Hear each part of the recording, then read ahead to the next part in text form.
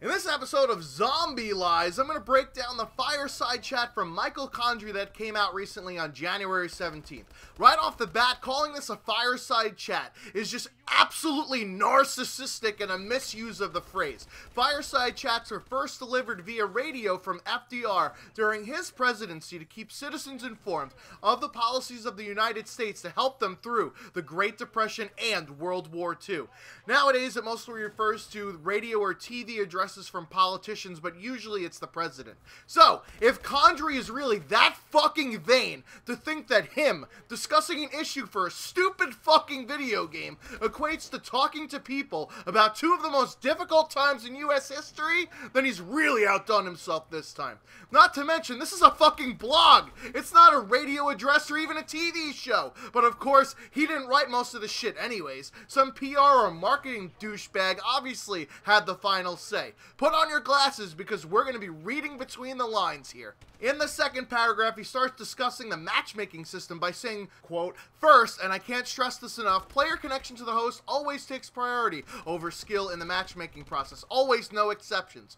Well, this is only partially true, a theme that we'll keep coming back to throughout this video. If you remember back to my last Zombie Lies video on skill-based matchmaking, I outlined what Activision themselves has on their website for their matchmaking algorithm. Step 1, filter all games that can be joined by proximity to the player. Proximity breaks down into 4 tiers of geographical regions surrounding the player. Query starts in the tier closest to the player and then expands from there. Step 2 is to filter by broad skill range, and Step 3 is the game test for the best connection quality of those 50 games. Connection quality includes a measure of ping, bandwidth between you of the host, and NAT compatibility. Now, let's go back to Condrey's statement. Player connections to the host always take priority over skill. This is incompatible with what Activision blatantly states. The first step does take player connection into consideration, kind of, but only in terms of geographical tiers, not to the host. Step 2 is the skill filter, and then step 3 is where finally connection to the host is measured.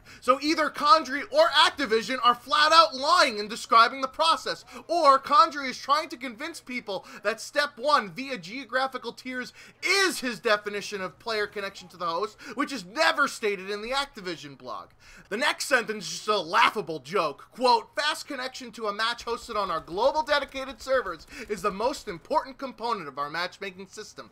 Even in Drifter's latest video, who by some of the community see him as an Activision apologist, points out that he's only on dedicated servers about 1/3 of the time that he plays. I have also run tests similar to his using some software, and I'm actually on dedicated servers about 50% of the time because I live in New York, a highly populated server area. But Condrey's sentence implies that everyone around the world is playing on dedicated servers all the time, which is just a complete exaggeration of the truth. It's just like an airline company saying that it's got 3 feet of legroom on its planes, and yet that legroom is only available in first class. Sure, it's a true statement, but it's just loaded with sleazeball tactics.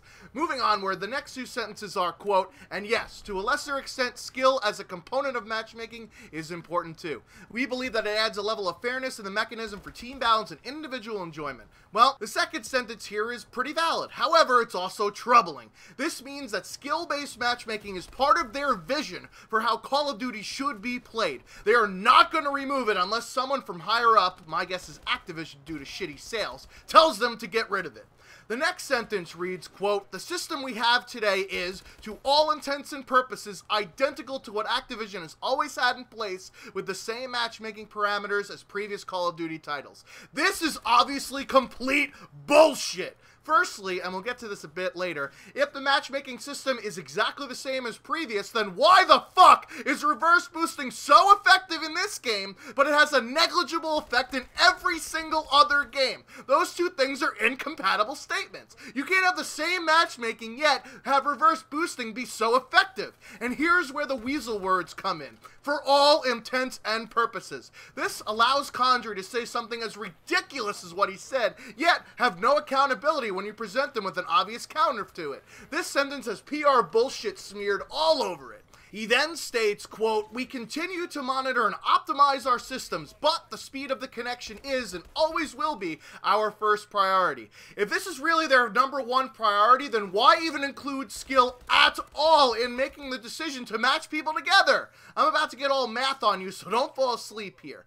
Taking a look at this picture here, if the amount of people that are within a 75 millisecond ping to you are in set B, then the people that are within 75 millisecond ping to you that are also within your skill gap is set A, which is a subset of set B. If each of the data points within those two sets have a ping or latency associated with them, then in almost 100% of the cases, the pings in set A will always be higher than the pings in set B. Therefore, connection isn't first. Let's do a for instance here.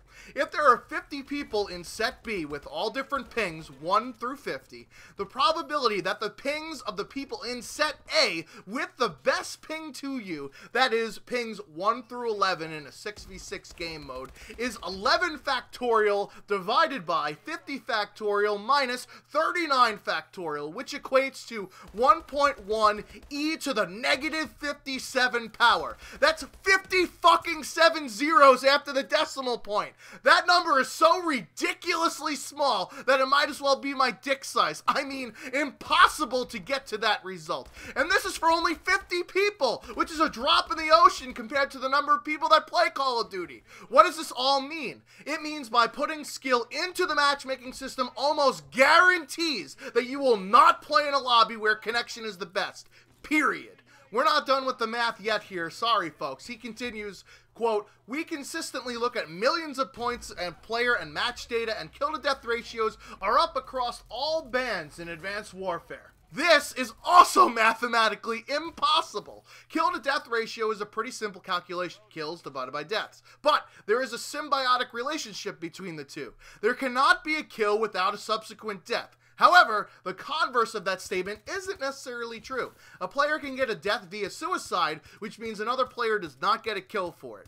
If Condry's statement is true, meaning that people's KDs are going up, that either means that people are getting more kills than they used to, or B, they're dying less. The first statement cannot be true, because if player A is getting more kills, player B must be getting more deaths, because it's impossible to get a kill without someone else receiving a death. The latter part, they're dying less, means that people aren't getting kills, which wouldn't drive up your KD ratio, or people are taking less suicides. And we certainly know that people aren't taking less suicides because more people are reverse boosting in this game than any other Call of Duty in history. Again, Condry, your statement is mathematically impossible. What he probably means is that KDs are normalizing across the board towards 1.0, but this inherently means that people that had higher KDs in other Call of Duty games are now suffering in this Call of Duty game. Not to mention, kill-to-death ratio is a terrible indication of whether a player is good or not. Sure, it'll work in a deathmatch setting, but what about objective games? Score per minute or total score is a much better indicator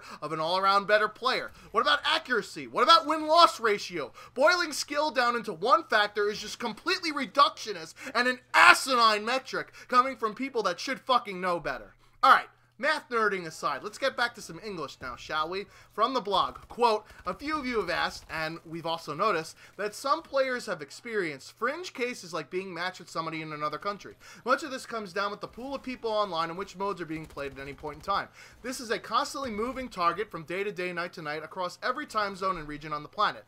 All of these things are true. If there's less people in the playlist, it's harder to get a good connection to them. There's just one issue here, Condry. You don't display the player counts on the playlist! None of them! This is the first Call of Duty game I remember not having the counts of players in the game modes. I'll gladly play a less appealing game mode if it gives me a better experience overall, but you don't even give us the fucking chance to do that. How the fuck are we supposed to figure out what the most popular game modes are for which times of the day when you don't fucking tell us? It's nowhere to be found. How did you omit this feature that's been in every single Call of Duty since Call of Duty 4, the first Modern Warfare game?